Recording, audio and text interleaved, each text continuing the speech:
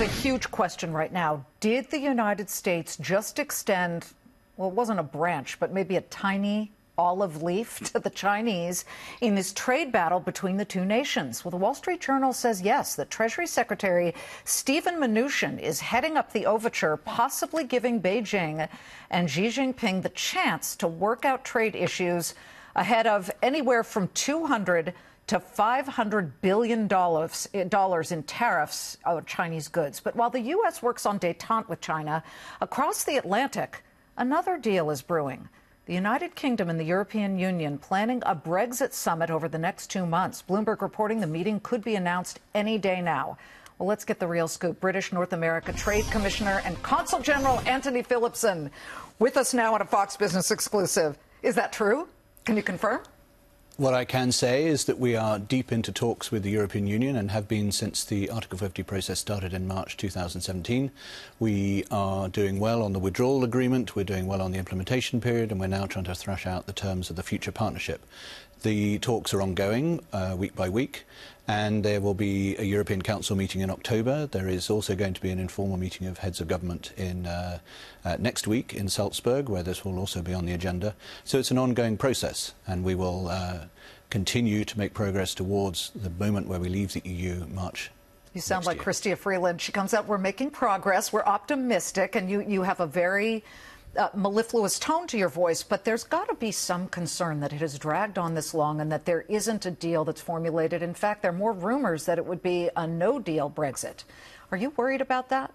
So we are, the reason I'm calm and mellifluous, which is an excellent word. SAT word, which, by the way, I did very poorly in, but go on. Don't worry. Sounds good to okay. me. We've always known this is going to be a big task. No one's ever tried to do this before, but we are confident that it can be done, and we have been making steady progress with our European partners. We also know that there is a deadline. March next year is the end of the Article 50 process. We have been working towards being able to bring together the withdrawal agreement, implementation period and the future partnership framework. And that is what both sides have said we are committed to doing. We are confident it can be done. We are, though, making prudent contingency planning, including a series of technical notices we issued a few weeks back, and there will be more of those coming over the next few weeks, in case there is a no deal. But that is not our intent, and it is certainly not our ambition.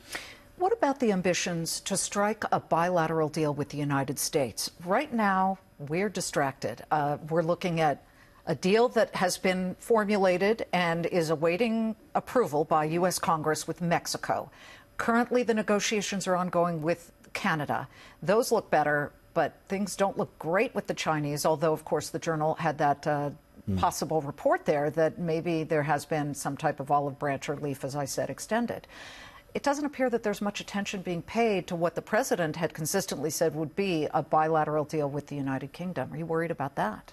Well, the president, when he was in the UK in the middle of July, and I heard him say this in his speech at Blenheim Palace with the Prime Minister, remains very committed to doing a big, bold, ambitious free trade agreement with the UK, and that remains our ambition too. We are both, I think, looking to progress on multiple fronts. We're looking to, as you said just a second ago, do our deal with the EU as well as think about what we can do with the US. The US is a big, capable trade system, and I think it can walk and chew gum. What we are doing with the US, and we're doing this through a working group that International Trade Secretary Liam Fox set up with Ambassador Lighthizer in July last year, is beginning to scope through what might be in those talks. We have also now just launched our own consultation process in the UK. Started on the 20th of July, it ends on the 26th of October, for business and other stakeholders to tell us what they want to be in that deal. So I think we can bring that online alongside our negotiation with the EU and the US's negotiation with others, as you set out. Commissioner, the will of the people is very important, obviously. And the will of the people was, hey, let's vote for Brexit. However, everyone I talk to who I know in London, but London is not the rest of the UK, say this is a disaster. We should have never gone down this road. Will, in the end, Brexit happen? As you say, the people voted. They said they wanted to leave the EU. What the government has done since then, including under Prime Minister Theresa May, is set out what Brexit looks like in order to try and make manifest that decision of the people. I'm a civil servant. I support the government of the day, and the government of the day is committed to delivering on that referendum result.